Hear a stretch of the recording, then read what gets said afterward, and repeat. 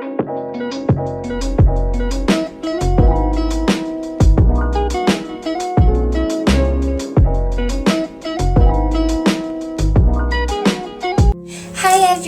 Wendy Ray here, back with another video, and I am so glad you all loved the previous video. So this is kind of a continuation of the previous video, because I wasn't done talking about everything, because I think the video just got a bit too long, and I know I don't like watching long videos.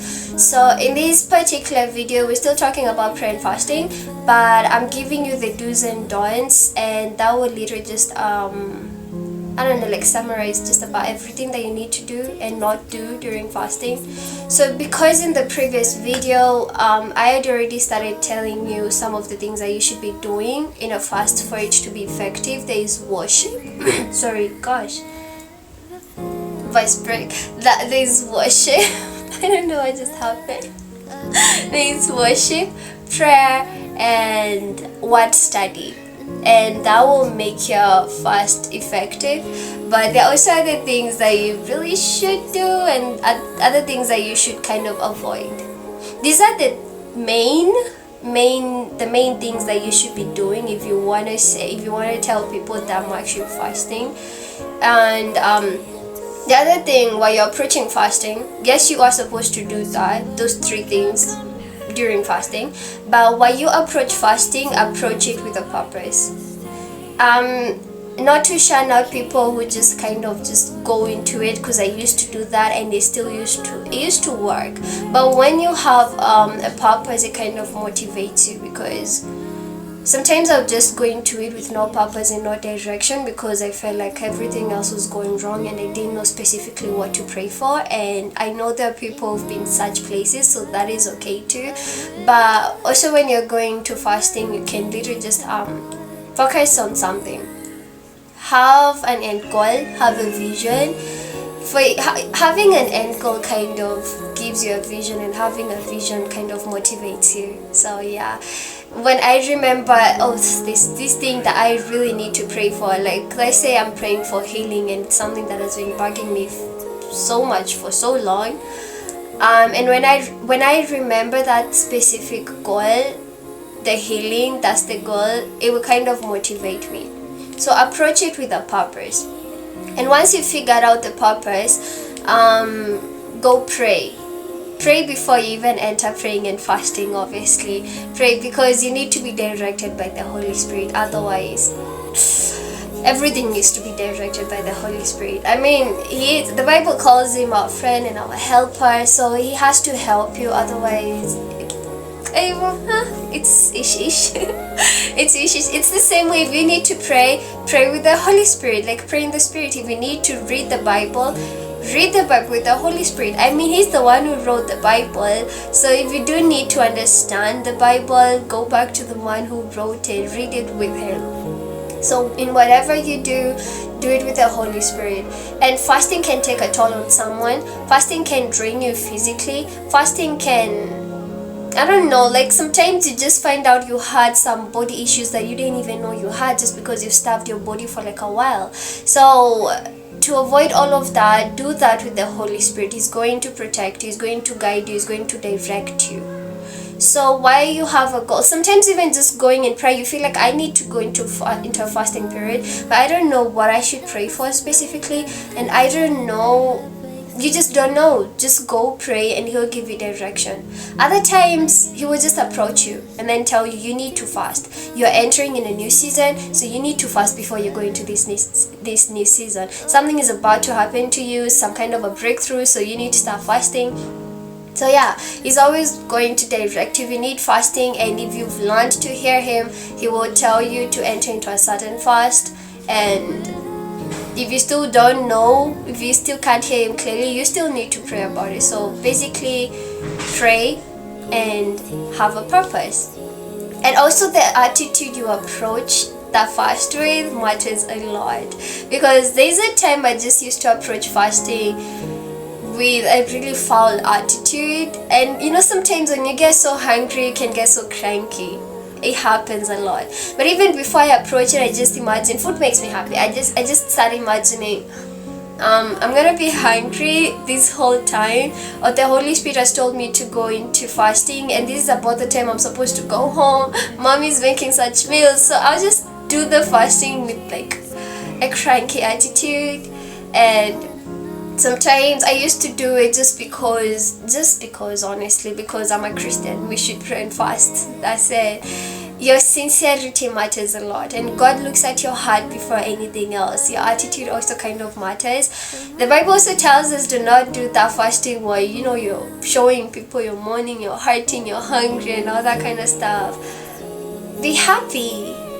Have a really nice attitude about this whole thing. Be joyful as you're doing it. Keep the... What? 1 sec. I don't want to post this.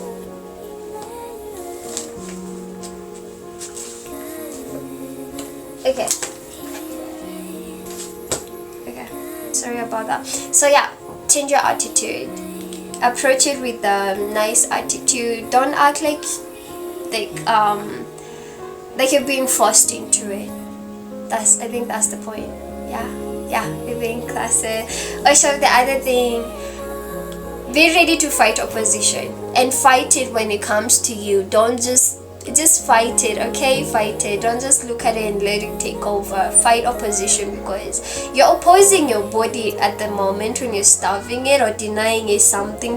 Entertainment, as we checked, you can also just fast entertainment. You're opposing your body, and opposition from external forces will come at you. And trust me, the first time I fasted, a serious kind of fast. Before I used to fast when we were about to have exams when I was a kid, but I'm not gonna let's just say the first serious fast I've ever done. That week I decided I'm gonna go into fasting. I hadn't fasted in a while. So when I went into fasting, I ended up having to travel to town a lot. And whenever I would go to town, I would meet up with my sister every single day. We had never met in a while, and I go to town and we just have to meet, and she's offering to buy me something, and every time I'm like, no, why is this happening right now? Fries and chicken. And then my friends want to buy me this, and then my friends come into my room with snacks. I was in school in the hostels at the time. It was kind of tricky. Opposition will come, and if you're fighting entertainment, fasting entertainment, opposition will still come. So be ready to fight opposition. Be ready to fight opposition. Be ready to fight it. Also, it reminds me, do not, this is a don't, it's not a do. We're still on the do's. Right. Let me see. Oh yeah, accountability partner. Obviously, this can be a journey that you're doing alone, or you can include someone to be your accountability partner. Someone who you will go into this fasting with. Just a friend who's also fasting. Obviously, that's allowed. And the guy always say, no one's supposed to know you're fasting. Obviously, you don't go announcing to people I'm fasting. That's what that part means. Sometimes even the church can be we're all fasting collectively as a church. Other people know you're fasting in the church. It's not it's wrong. It's just not okay to go around telling people I'm fasting. For what? If you're seeking approval at the end of the fast, that's all you're going to get, approval from people. And you won't get any approval from God. At the end of the fast, you are seeking you're seeking God's answer, approval, or something. But at the end of the day, if whatever you were seeking from men, if it is approval that you were seeking from men, then that's what you're going to get after the fast. Just that and nothing else. Just that and nothing else.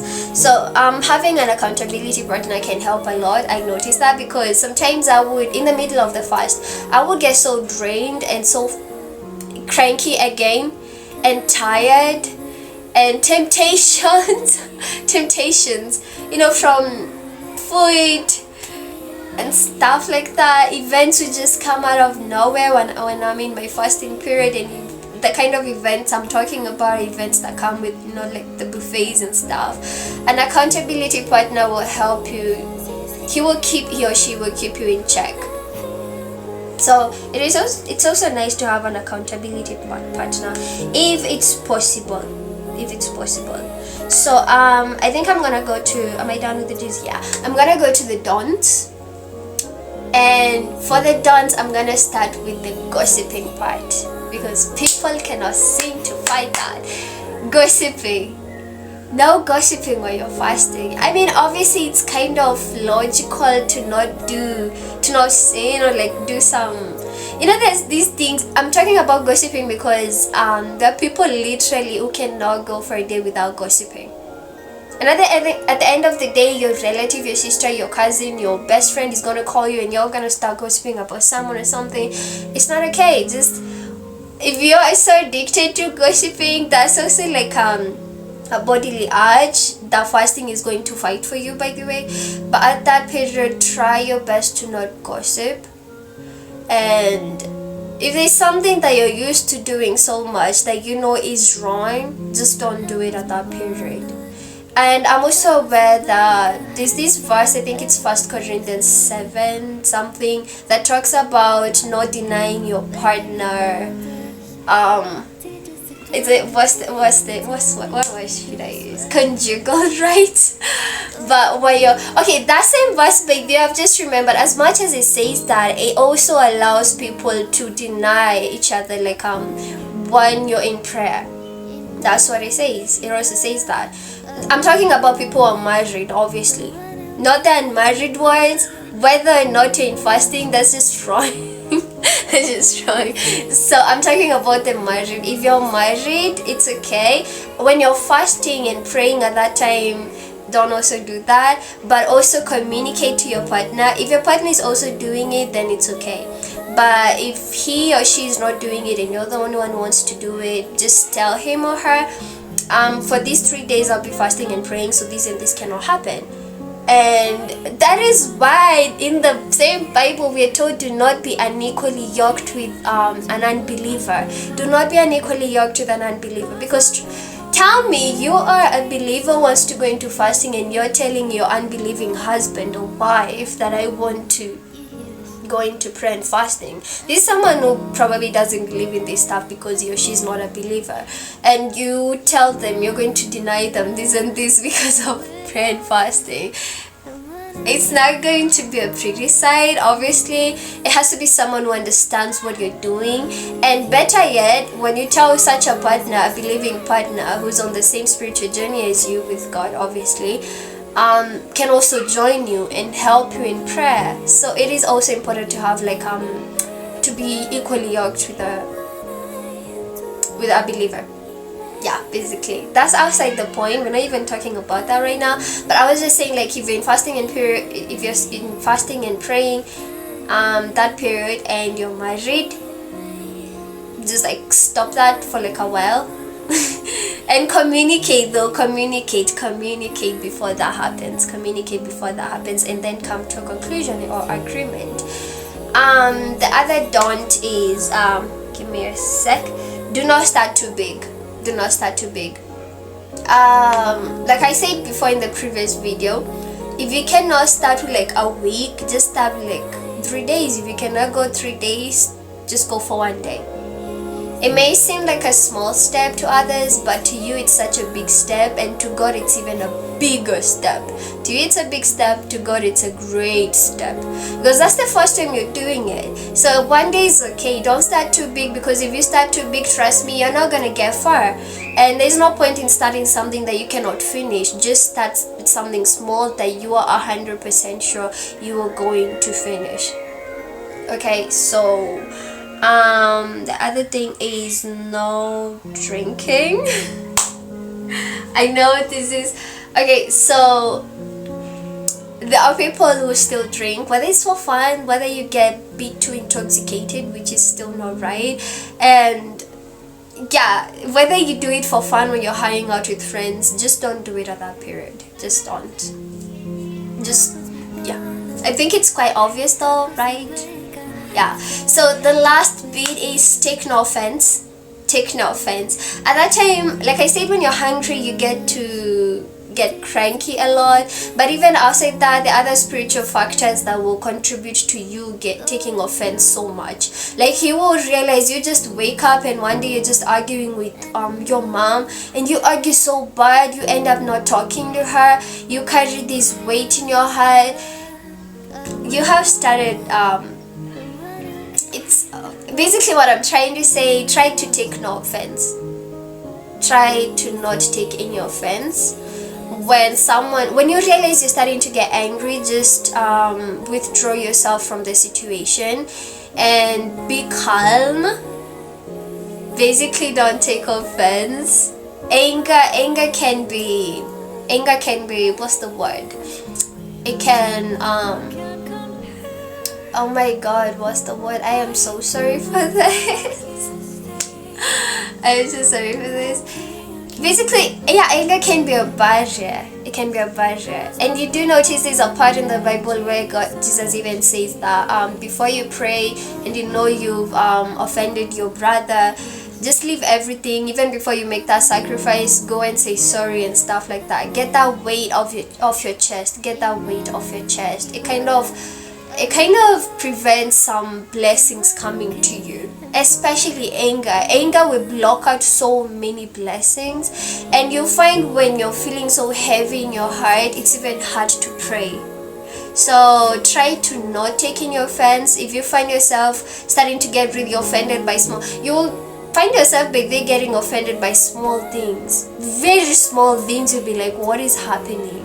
Why did I just wake up with this foul attitude? Why? Yeah, it's gonna happen, but pray it away and then try to withdraw yourself from such situations. Whether you're about to argue with someone, just walk away. Come on, I feel that you have to argue with that person, kuja after 1 week after you're done fasting. I do not encourage that, but if you feel like it's just eating you up, it shouldn't eat you up. The whole point is, do not approach prayer and fasting with something eating you up from the inside, So try to not take offense, okay? So yeah, I think that's it.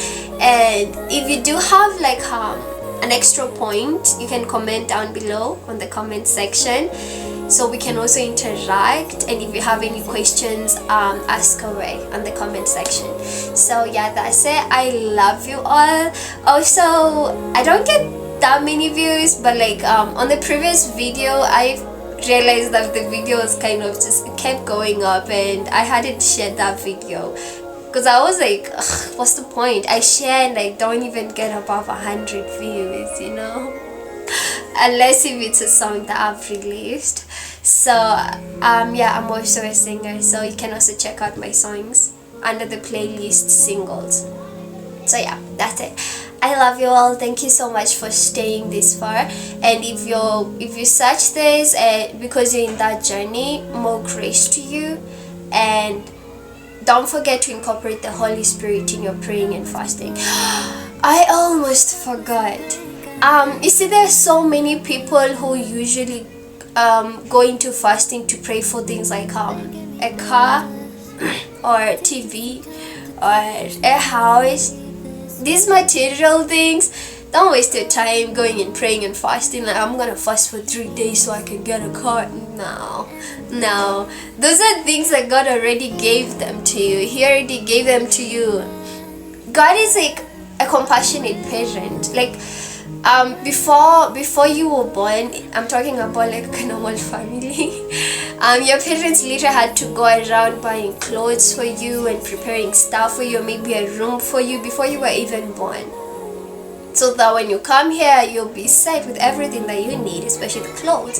So that's what God does too. Before you came here, He prepared every single thing that you were going to need.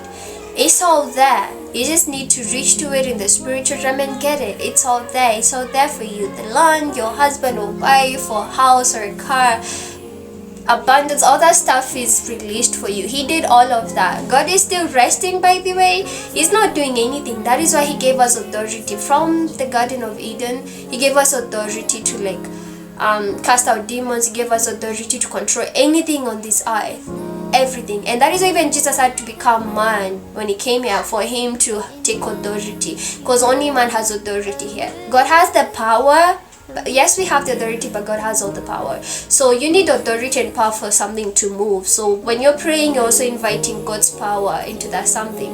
But when it comes to moving something, you need to use your authority. And that is why you see even men of God saying, come out in Jesus' mighty name. You have to command something to move. You have the authority, and you were given words. Words have power. Literally, this earth that you're in was created using words. So words move things on this earth. Words move things. The first purpose of words was creation, not communication. So use your authority to move things. Use your authority to get all those things God prepared for you. Pray for them, yes, but don't tell me that you're going into fasting for like a week or month to Nombia Ndumba Maland. Maybe if you're praying, if you're going into prayer and fasting to like pray for you see how you need to pray for wisdom before purchasing something. Like let's say land is such a big deal, like you want to buy the right land, but kwambia vituka, even pair here, just pray, but don't say you're going into prayer and fasting, especially fasting to pray for things like that, material things. No, not really. The whole purpose of fasting is to strengthen your spirit man. And if your spirit man has grown and become stronger, it's easier for you to even command things to come to you, the things that you thought you would go into fasting for. So yeah, that's it. I love you all. Bye.